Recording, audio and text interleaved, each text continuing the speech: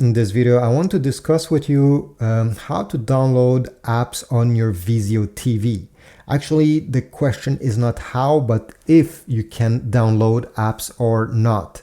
Now, when you are on the home screen, if you press the home button on your Vizio remote control, you're going to get the apps that are on your TV currently installed right over here. There's many of them, and there is also another way on how access them is to simply go on the left side and select apps, and here you're going to see them.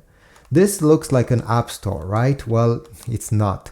Everything that you see over here is already installed on your television. It's not for downloading, it's already there in the memory.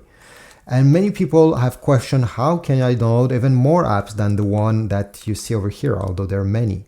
Well, the problem, and unfortunately I have to tell you this, is that Vizio is not allowing you to download more apps than the one that are already there. So yeah, unfortunately you are stuck with whatever you see on the screen.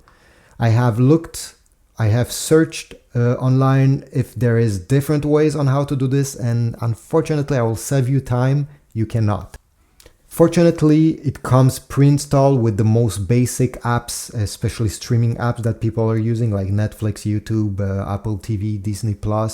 But if you want more, unfortunately, you will have to connect a Fire Stick or a Roku stick in the back of your Vizio TV. And this way you'll be able to go through that stick and download new apps. Unfortunately, you won't have to use this interface. You'll have to use the interface of your connected device.